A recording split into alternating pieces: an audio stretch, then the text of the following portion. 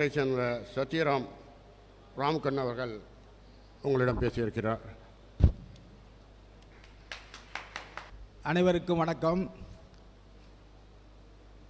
எழுச்சி மாநாட்டினுடைய ஆலோசனை கூட்டத்திற்கு தலைமை தாங்கி பெருமை சேர்த்து கொண்டிருக்கின்ற ஐயா PAS கணேசன் செட்டியார் அவர்களே, எழுச்சி மாநாட்டினுடைய தலைவர், எழுச்சி நாயகர், பூம்புகார் தந்த புன்னகை மன்னன் அண்ணன் SPN சத்தியமூர்த்தி அவர்களே, ஐயா திருப்பதி அவர்களே, வெள்ளான் செட்டியார் சமூகத்தினுடைய பிதாமகன்கள் மும்மூர்த்திகள் டாக்டர் நாராயணசாமி அவர்களே, கைலமணி மாணிக்கம் அவர்களே, செட்டியார் அவர்களே, புலவர் ஜே பொன்னம்பலம் அவர்களே, ஆதவா செல்வகுமார் அவர்களே, ஐடி விங்கினுடைய ஒருங்கிணைப்பாளர் கலையரசு அவர்களே, சேலம் மாவட்ட சங்கத்தினுடைய தலைவர் பாலாஜி அவர்களே, வெள்ளாஞ்செட்டியார் நல அறக்கட்டளையினுடைய அறங்காவலர் செல்வம் அவர்களே, மாவட்ட இளைஞரணி செயலாளர் NA விஜயகுமார் அவர்களே, செயலாளர் சரவணன் அவர்களே, மேடைகளை வீட்டிருக்கின்ற பெரியோர்களே, இந்த மாநாட்டின் அத்துணை வேலைகளையும் பம்பரமாக சுரண்டு செய்து கொண்டிருக்கின்ற ஜெகதீஷன் அவர்களே, எதிரே வீட்டிருக்கின்ற அறிவார்ந்த உறவுகளே, உங்கள் அத்தனை பேருக்கும் எனது பணிவான வணக்கத்தினை தெரிவித்துக் கொள்கின்றேன். நான் வாராது வந்த மாமணி போல் நமக்கு ஒரு மாநாடு இப்பொழுது வந்திருக்கின்றது. 1984க்கு பிறகு 40 ஆண்டுகள் கழித்து ஒரு மாநாடு.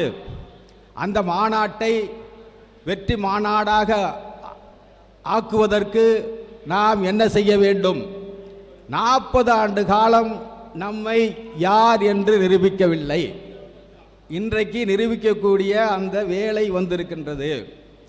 நான் ஒரு சில விஷயத்தை மட்டும் உங்களிடம் சொல்லி ஒரு கேள்வியை, வினாவை உங்களிடம் கேட்கலாம் என்று இருக்கின்றேன். தமிழ்நாட்டிலே எத்தனையோ ஜாதிகள் இருக்கின்றது. செட்டியார் இன வரலாறு தான் பழமையான வரலாறு. கிமு 3ஆம் நூற்றாண்டை கடந்து நமது சமூகம் இங்கே தமிழகத்திலே வாழ்ந்து கொண்டு இருக்கின்றது. வேறு எந்த சமூகத்திற்கும் இந்த வரலாறு கிடையாது. இப்போது பாரதிதாசன் பல்கலைக்கழகத்தில் கடல்சார் ஆராய்ச்சி செய்த பொழுது அங்கே இருக்கின்ற தடயங்களை ஆய்வு செய்து பார்க்கின்ற பொழுது 15,000 ஆண்டுகளுக்கு முன்றே காவிரிப்பட்டினத்திலே துறைமுகப்பட்டினம் இருக்கிறது என்ற ஆராய்ச்சி கட்டுரையை வெளியிட்டு இருக்கின்றார்கள். அத்தனை பெருமை வாய்ந்த நமது சமூகம் அன்றைய காலத்திலேயே கடல் வாடிவம் செய்து படை வீரர்களை வைத்திருந்த சமூகம். விடுதலை போராட்ட வீரத்திலே சிங்கம் செட்டியார் என்றவை பலி கொடுத்த இனம். ஆங்கிலேயர் ஆட்சிக்கு பிறகு, ஆங்கிலேயர் ஆட்சி காலத்திலே Christian aided schools, aided colleges இருக்கின்ற பொழுது செட்டியார் இனம் ஒன்றுதான் அண்ணாமலை பல்கலைக்கழகத்தை ஆரம்பித்தது, அழகப்பா பல்கலைக்கழகத்தை ஆரம்பித்தது, அவினாசிலிங்கம் செட்டியார் பல்கலைக்கழகத்தை ஆரம்பித்தது. இன்றைக்கு எல்லா கோயில்களிலே நாட்டுக்கோட்டை நகரத்தார் அவர்களும் பிற நம் இனத்தவர்களும் ஆங்காங்கே விடுதிகளை கட்டி, சத்திரங்களை கட்டி அன்னதானம் நடத்தி கொண்டிருக்கின்றார்கள். எத்தனையோ கோயில்களுக்கு திருப்பணி செய்து கொண்டிருக்கின்றார்கள். இன்றைக்கு அர்த்தநாரீஸ்வரர் கோயிலை சென்று பார்க்கின்ற பொழுது அத்தனை பட்டியலுமே செட்டியார். அத்தனை பெரிய கோயில், அவ்வளவு பெரிய சிற்பங்கள் எல்லாம் செட்டியார் என்று போட்டிருக்கு என்று அங்கே நாங்கள் இந்த கல்வெட்டிலே பார்த்தோம். அத்தகைய பெருமை வாய்ந்த செட்டியார்கள். நாம் அடுத்தவனுக்கு தீங்கு செய்ய மாட்டோம். நம்ம வியாபாரத்தை பார்ப்போம். நாம் வேறு எவனுக்கும் ஒரு தொந்தரவு கொடுக்காத ஒரு இனம். அப்படி இருக்கின்ற நம் இனத்தை, இத்தனை பெருமை வாய்ந்த நம் இனத்தை அவன் கிடக்கிறான் செட்டிப்ப அப்படின்னு சொல்கிறான். இது எங்கள் பகுதியில் சொல்லுவான், இங்கே சொல்கிறாங்களா என்னன்னு தெரியலை. ஏன்னா அவரெல்லாம் நகர்மன்ற தலைவராக 2 தடவை இருந்தாங்கன்னு சொன்னாங்க. அது மாதிரி இருக்கிறதுனால உங்களை சொல்கிறாங்களா இல்லை, சொல்கிறாங்களா சொல்லலையா? எங்கள் பகுதியில் சொல்லுவாங்க அவன் கிடக்கிறான் செட்டிப்பேன்னு. இவ்வளவு சாதனை பண்ண செட்டிகரில் இத்தனை வரலாறு படைத்த செட்டியாரை அவன் கிடக்கிறான் செட்டிப்பேன்னு சொல்கிறான். ஏன், எதுக்கு, யாராவது சொல்லுங்க.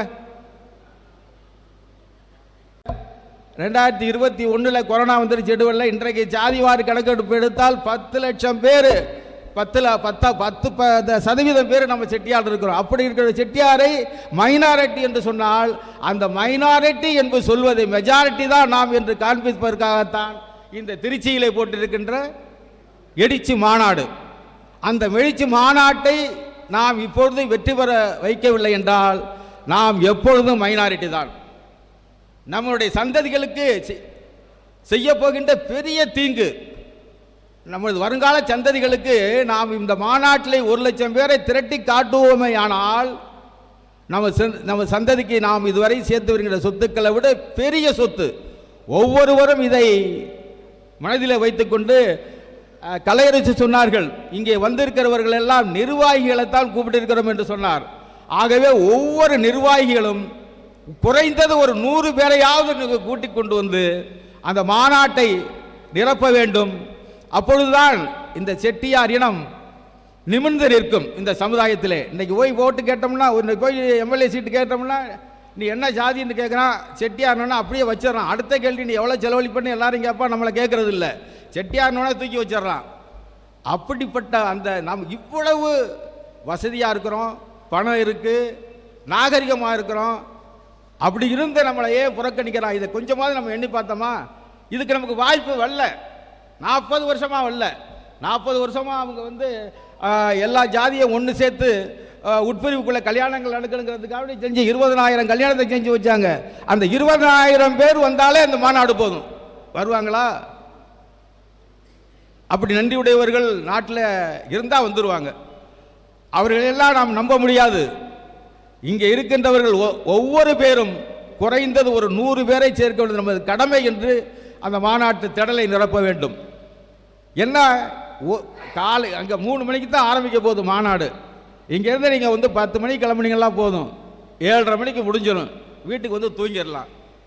அதனால வந்து இந்த சரித்திரத்தையே நாம் மாற்றி எழுத போகிறோம் அந்த மாநாட்டினால. ஆகவே இன்னும் நிறைய பேர் பேச வேண்டும். எழுச்சி நாயகன் அவர்கள் எழுச்சி உரை ஆற்ற வேண்டும். ஆகவே உங்கள் அத்துணை பேரையும் நீங்கள் கிட்டத்தட்ட ஒவ்வொருவரும் 100 பேரை அழைத்து வர வேண்டும் என்று கேட்டுக்கொண்டு வாய்ப்புக்கு நன்றி பாராட்டி விடைபெற்றுக் கொள்கின்றேன். நன்றி, வணக்கம்.